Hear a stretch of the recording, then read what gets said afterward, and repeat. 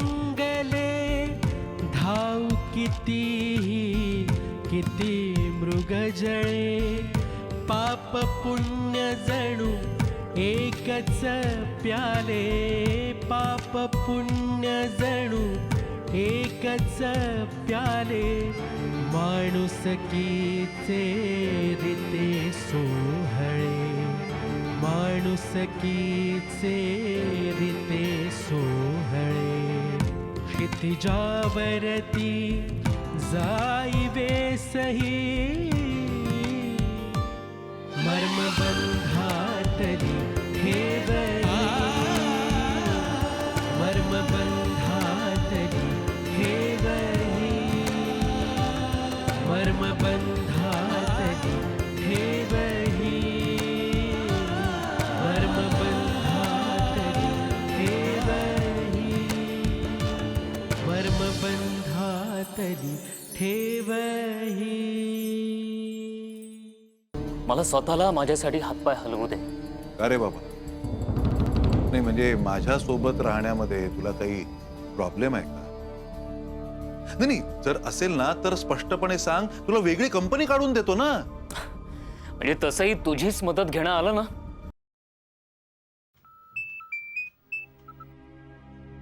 Hello hello, मी घरी आले रे, पण आल्या आल्या पप्पांची परत कटकट चालू झाली आहे तीच. तू काहीतरी कर ना प्लीज, मला खूप कंटाळा आलाय रे. हे बघ वृंदा, अगं तू रडू नकोस. वृंदा प्लीज, हे बघ रडणं थांबव आधी. मी तुझ्याशिवाय नाही जगू शकत. अगं मी सुद्धा तुझ्याशिवाय नाही राहू शकत. मला तर वाटतं ना पप्पा त्या श्रीला भेटले असणार. तुमच्या त्या श्रीने माझ्या पप्पांच्या मनात असं घर केलंय ना की माझं घर बसण्याआधीच मोडायला निघालंय. ओम प्लीज तू काहीतरी कर. हे बघ वृंदा. पप्पा, हॅलो हॅलो वृंदा. पप्पा माझा मोबाईल द्या प्लीज. पप्पा वृंदा हॅलो. पप्पा मोबाईल द्या, मी तुमच्या पायात. Shut up! प्लीज पप्पा.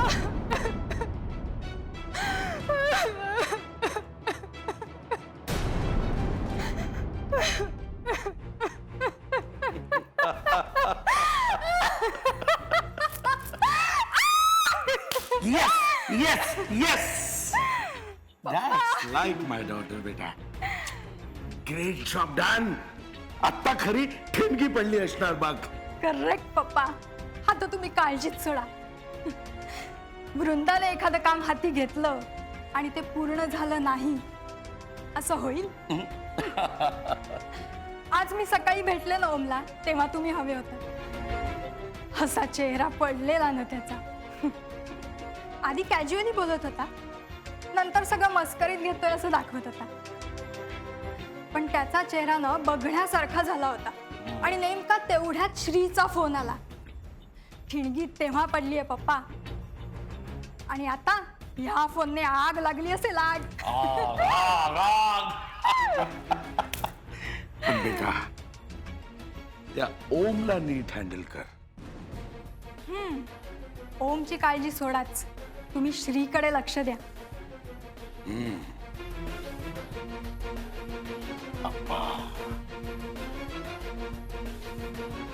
आप्पा आता बघूया तुमची शिकवण किती काम. पुन्हा शाळा घ्या ना आप्पा मुलांची. घ्या हो, पुन्हा शाळा घ्या. तुम्ही शाळा त्यांची घ्या. गुरुदक्षिणा मी देतो, चांगली देतो आप्पा, चांगली गुरुदक्षिणा देतो. तुमच्या मायेच्या सावलीचे तुकडे तुकडे करून मांडतो तुमच्या समोर. गुरुदक्षिणा.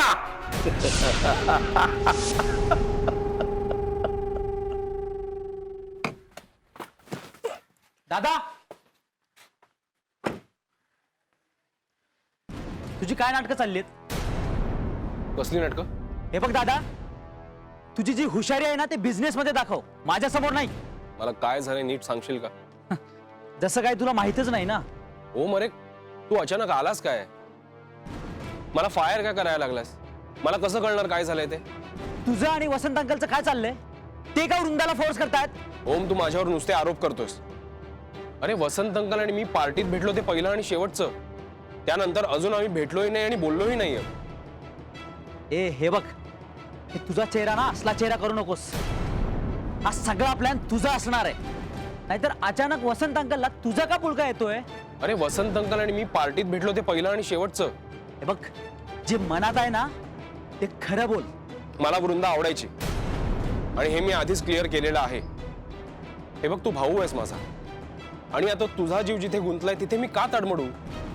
ओम, विश्वास ठेव माझ्यावर. मी वसंत अंकलला काहीही बोललेलो नाहीये आणि तुझ्या विरुद्ध काहीही गेम करत नाहीये मी. आणि काय रे, तू एकदम असा का चिडलास?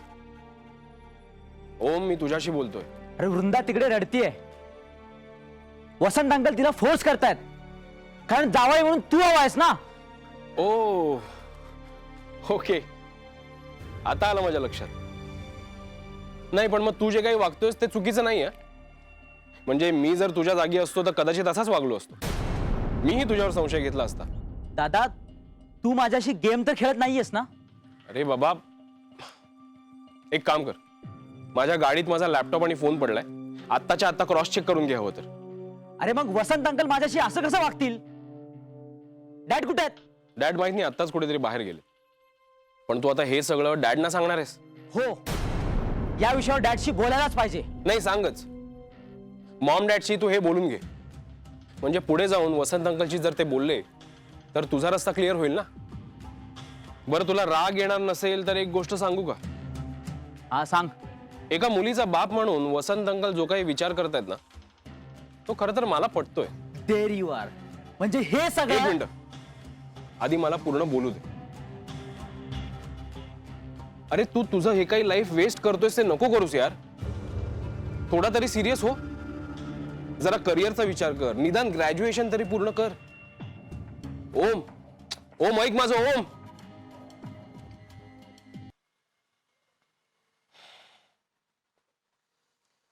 मर्मबंधातले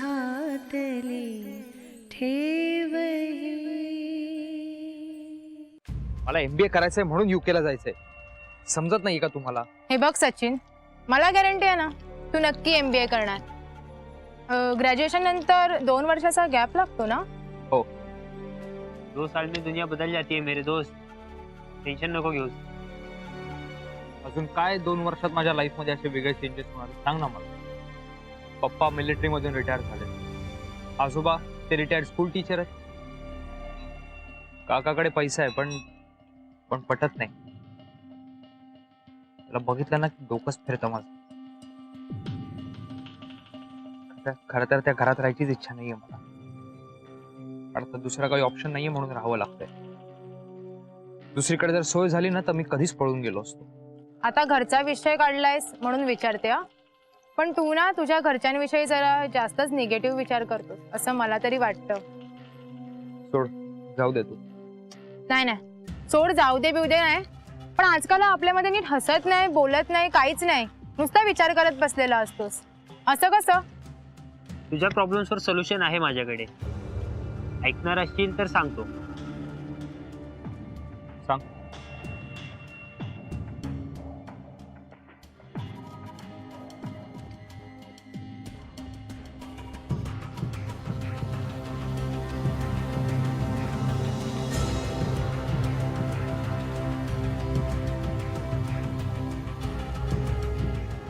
नाही नाही नाही सचिन, हे जे काय सांगतायत ना ते मला जराही पटलेलं नाहीये आणि तूही ऐकायचं नाहीयेस बस.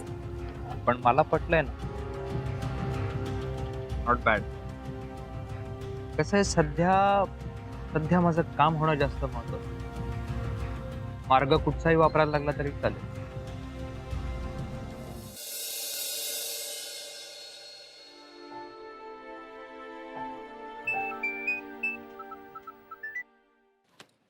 बोला पतिराज. हा, कुठे आहेस? नाही आय एम सॉरी, म्हणजे हा प्रश्नच खरं तर चुकीचा आहे. कुणाच्या पार्टीत आहेस? पीडी कुलकर्णी. का हो? तुला मी 3-4 दिवसांपूर्वी एक काम सांगितलं होतं, आठवतंय?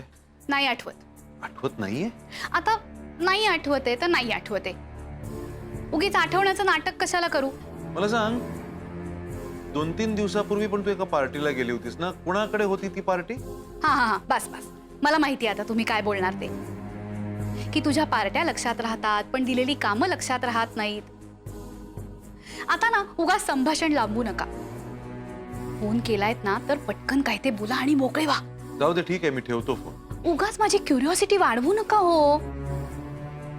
बोला ना पटकन, काय झालंय ते. श्रीला वृंदाबद्दल काय वाटतं असं तुला विचारायला सांगितलं होतं त्याला. हा हा, ते होय.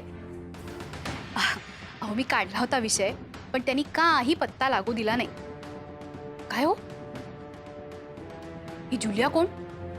हा, ती सेक्रेटरी आहे त्याची. काय तिचं काय झालं?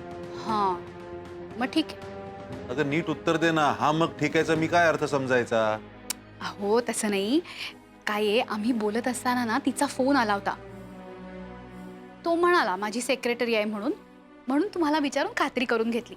आता मी कॉल केल्यानंतर? काल रात्री किंवा आज सकाळी नव्हतं विचारता येत का तुला?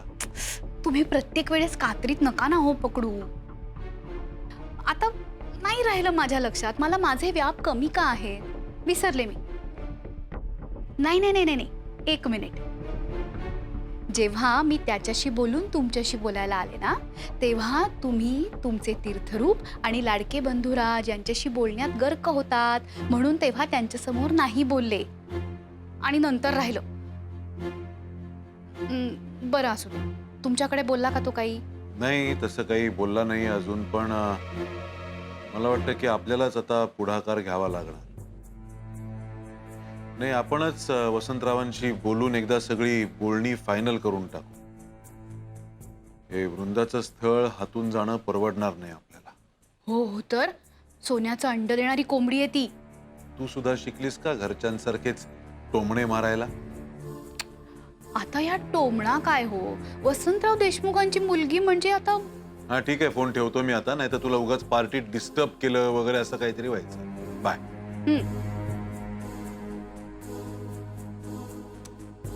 काय आई आहे, स्वतःच्या मुलांच्या आयुष्याची सुद्धा काळजी नाही. असं तर पार्ट्या पार्ट्या आणि पार्ट्या. पार्ट्या कुठे आणि कधी आहेत ते विसरत नाही. काही नाही, आता मलाच काहीतरी बघावं लागणार.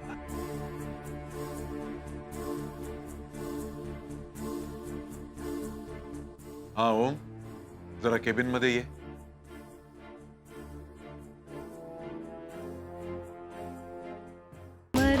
मर्मबंधातली ठेवही.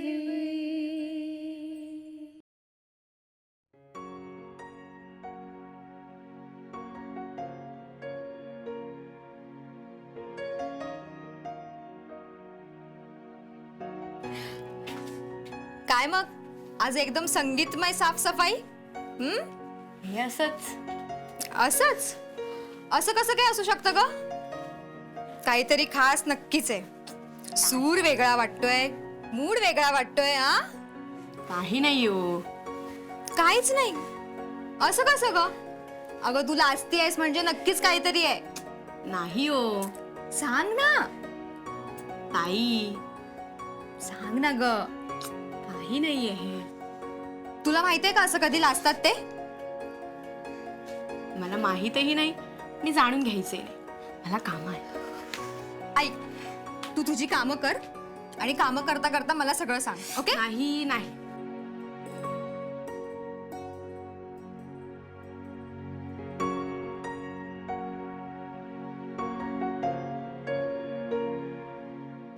मला कळलंय, तुझ्या पप्पानी तुझं लग्न ठरवलंय, हो ना? अय्या, तुम्हाला कसं कळलं? आणि तेही तुझ्या आवडत्या मुलाशीच तुझं लग्न ठरवलंय. म्हणजे नक्कीच तुम्हाला कोणीतरी सांगितलं.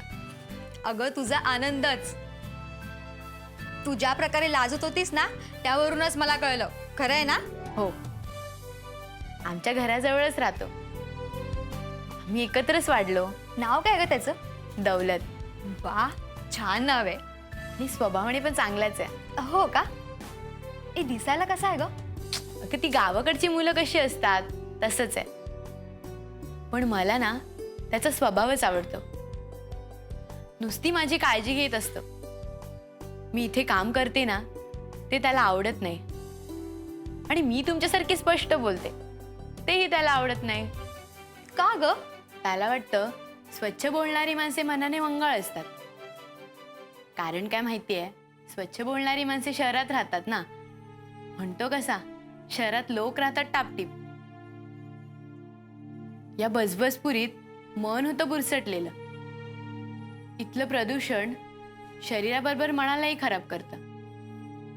गावाकडे राहणारी माणसं तोंडाने फाटकी असतात पण मनाने मोकळी ढाकळी असतात. आत एक बाहेर एक हे त्यांना जमत नाही. शिष्टाचार हा दाखवण्यासाठी नसतो, तो मनातून पाळला जावा. शहरात शिवाय मी आपली बोलतच राहिली. खरं बोलतो तुझा दौलत. नाही नाही, तुम्ही सगळे तसे नाहीत. शिष्टाचार दाखवण्यासाठी मनातून बुरसटलेले. खरंय, अगदी खरंय. मी येते.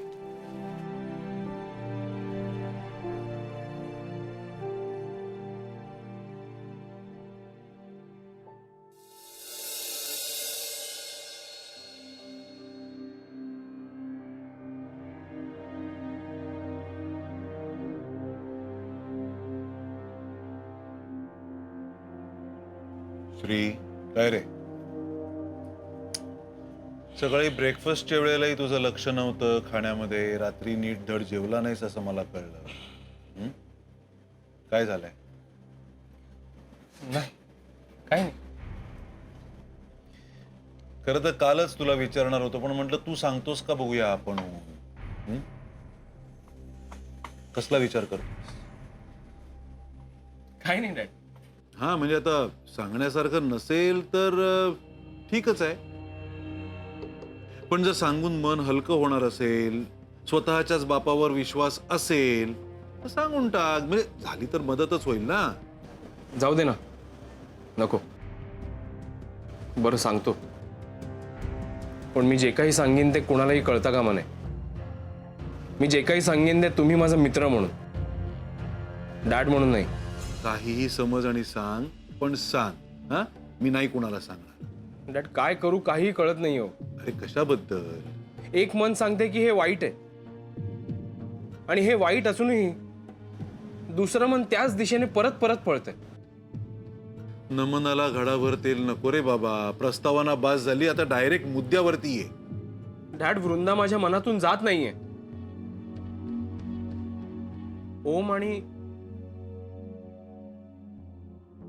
मी मान्य करतो वृंदा मला आवडायची,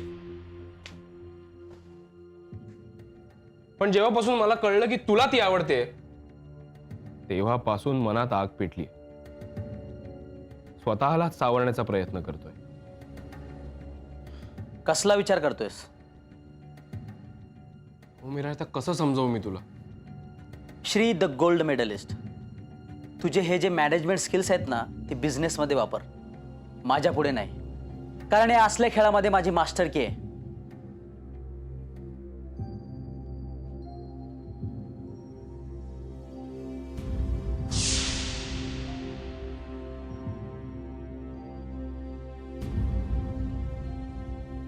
अरे बाबा, ये त्या विचारातून बाहेर.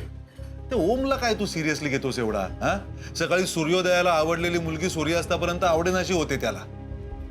तरी डॅड, त्याला जर वृंदा आवडत असेल तर मलाही ती आवडणं हे चुकीचं आहे ना. मला सांग, ओमच्या मनात कधीपासून आहे ती? माहित नाही, मग तसं काही तो बोलला नाही. पण आपल्या पार्टीत ते दोघे सोबतच होते. हो का?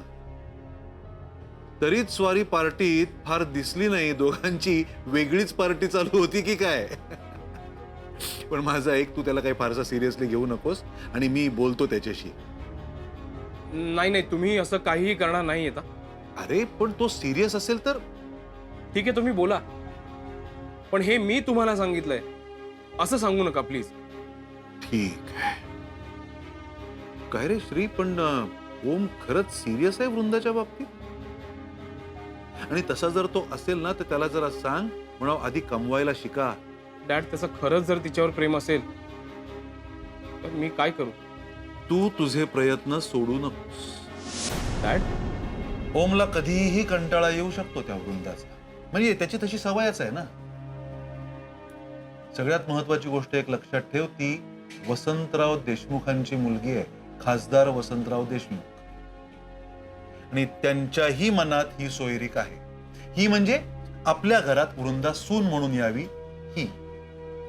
त्यांना दुखावून आपल्याला चालणार नाही, कारण त्यांची राजकीय महत्वाकांक्षा एवढी मोठी आहे की त्याचा उपयोग करून आपल्याला आपला फायदा करून घेता येईल. तुला कळतंय मी काय म्हणतोय ते? आणि कळत नसेल तर विचार कर आणि ते कळून समजून घे. श्री,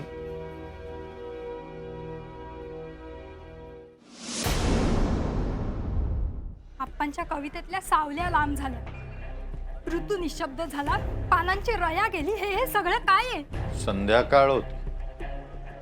संध्याकाळची ही जी हवा आहे ना ती माझ्या कमलला मानवत नाही, म्हणून ती गेली.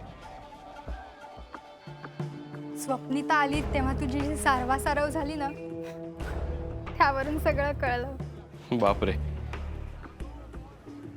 म्हणजे तिलाही कळलं असेल.